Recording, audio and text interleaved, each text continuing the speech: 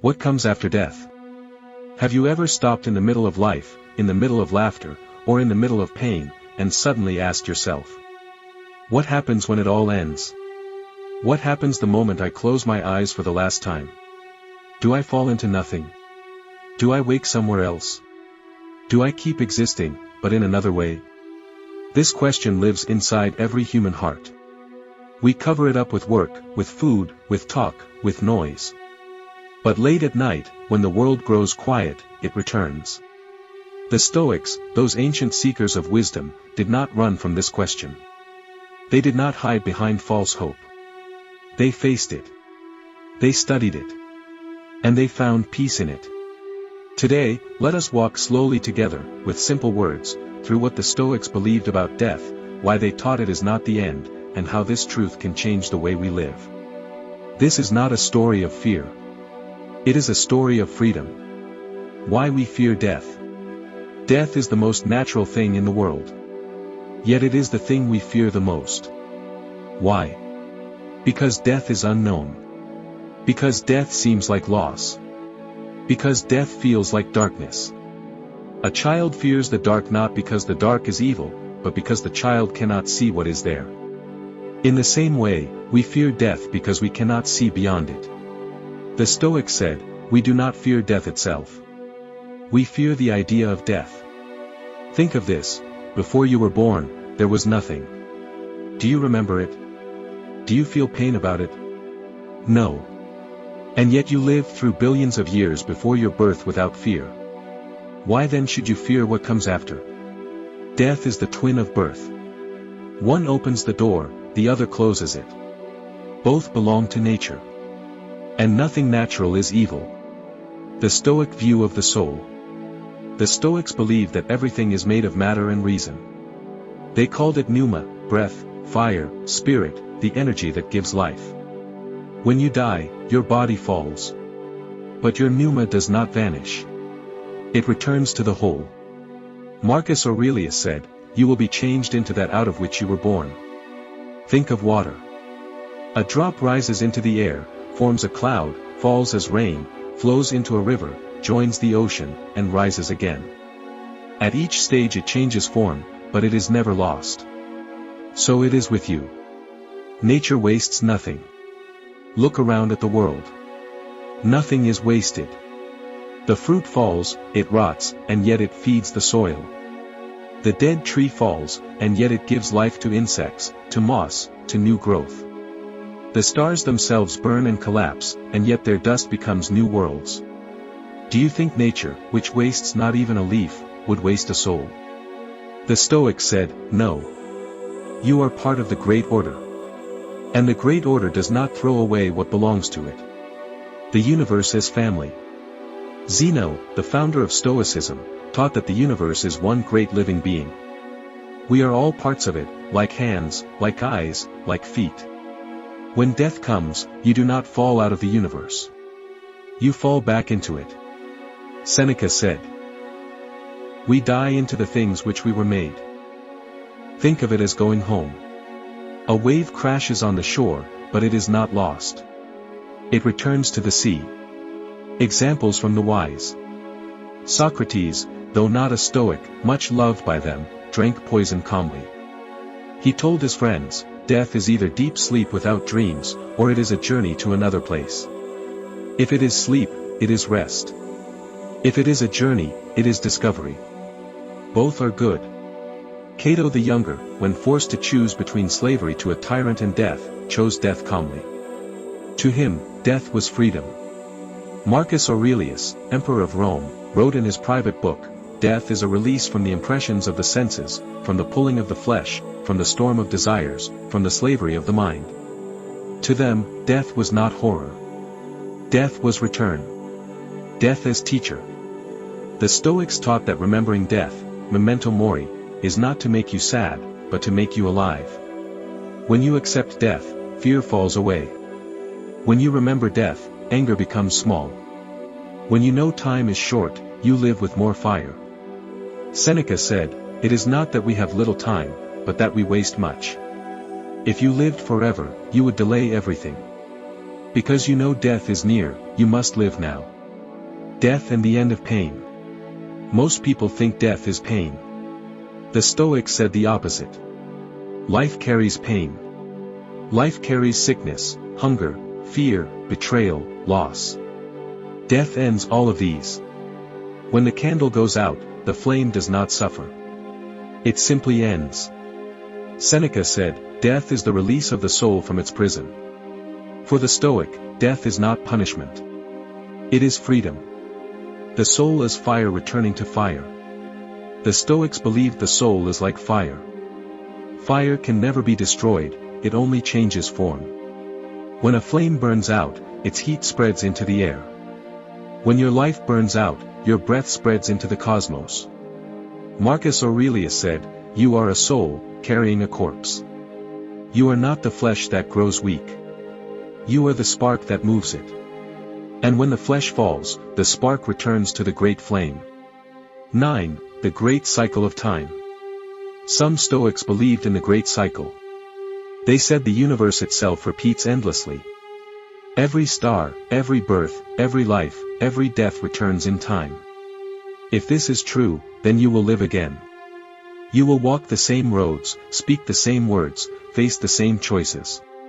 To the Stoics, this was not a curse. It was proof that nothing is lost. Everything returns.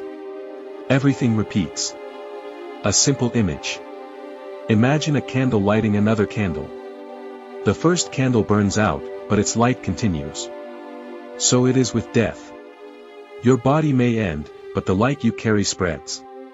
You live in others, in the world, in the whole. A Stoic story for the soul. A student once asked Epictetus, "Master, is death the end?" Epictetus replied, "Do you fear when the sun sets?" No. Because you know it will rise again. Do you fear when winter comes? No. Because you know spring follows. Why then fear death, which is the season of the soul? The student said, "But what if I am lost forever?" Epictetus smiled, "If you are lost, you will not know it. If you continue, you will rejoice. Either way, there is no harm." The end of the first path. So far, we have seen. Death is natural. Death is change, not loss. Death is return, not destruction. Death is freedom, not punishment.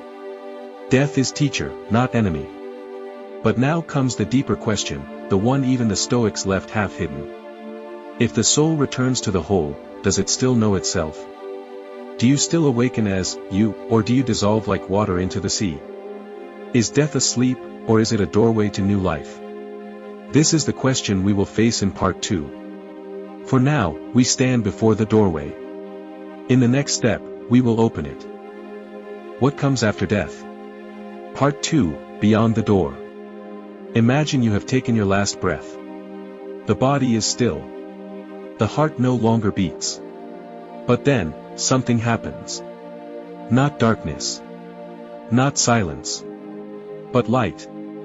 The Stoics said death is not the end, only change. If that is true, then what comes after? Do we awaken again? Do we join the whole?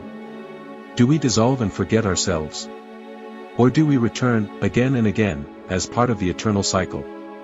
Let us step through the doorway now. The mystery of consciousness. The Stoics believed the soul is pneuma, breath, reason, fire. But here lies the question, when the soul returns to the whole, does it still remember being you? Imagine a drop of water falling into the sea. It loses its shape, yet it does not vanish. The sea now carries it. Perhaps your self, your small, dissolves. But the deeper part of you, the rational spark, continues within the greater fire of the universe. Marcus Aurelius wrote, "Soon you will forget all, soon all will have forgotten you." Think of the countless changes of form you have already undergone. This is the Stoic peace, you may not remain as you, but nothing of you is ever wasted. Eternal return. Some Stoics believed in the great cycle of time. They said the universe burns, dies, and is born again. If that is true, then your life, every detail, will return. The same words, the same choices, the same moments. Again and again, forever. If this is so, then death is not final. It is only a pause before the great play begins again. For the Stoic, this was not terror, but freedom. If the play repeats, then live it with dignity. For every choice will echo through eternity. Death as transformation. Think of the caterpillar.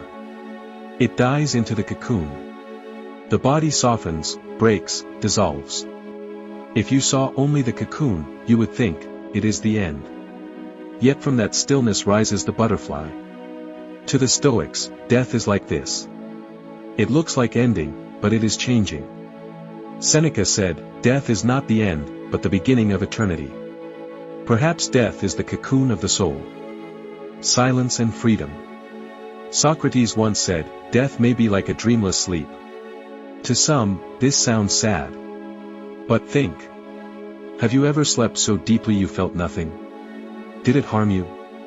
Or did it refresh you? If death is sleep, then it is rest. If death is change, then it is discovery.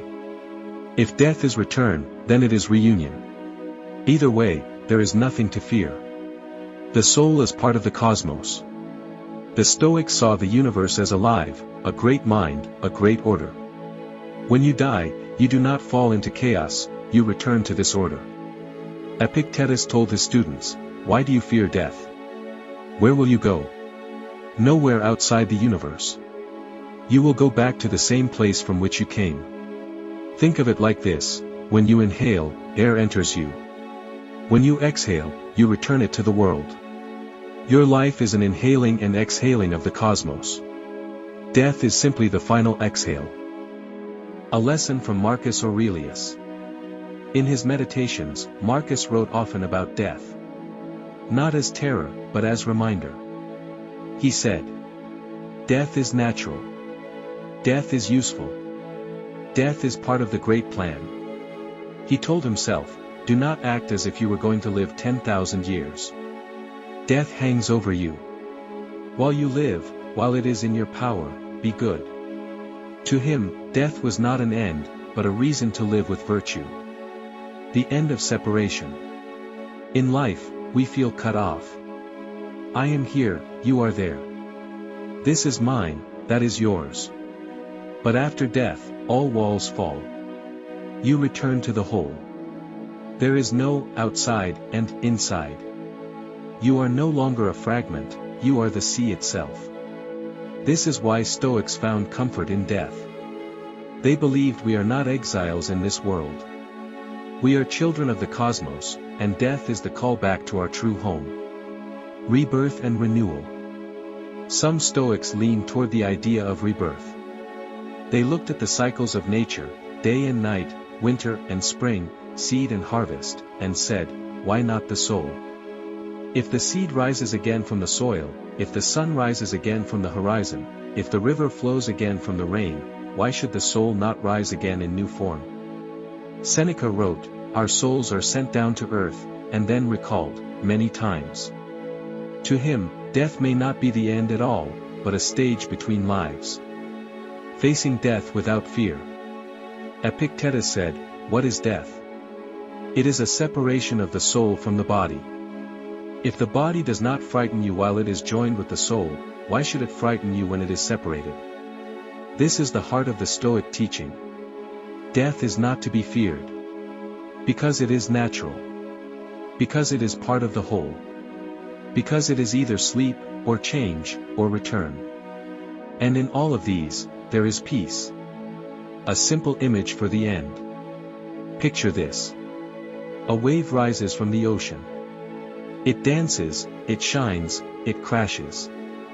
Then it returns. Did it vanish? No. It was always ocean. It will always be ocean. So it is with you. The final teaching. What comes after death? The Stoics gave many answers. Sleep without dreams. Transformation into new life. Return to the whole. Rebirth in the great cycle. But in all answers, one truth remains, death is not to be feared. Because if you dissolve, you will not know. If you awaken, you will rejoice. If you return, you will belong. And if you repeat, you will live again. So death is never the enemy. Fear is the enemy. Ignorance is the enemy. Delay is the enemy. Death is the reminder to live now. To live well. To live with virtue. Marcus Aurelius ended many of his reflections on death with one command: while you live, shine. Do good now. Do not waste time. The closing words. So, what comes after death? The Stoic answer is simple: not nothing, but something. Not chaos, but order. Not punishment, but peace. You are not lost. You are not wasted. You are not forgotten. You return. You transform. You rest. You awaken. And in this knowledge lies freedom. Subscribe for more.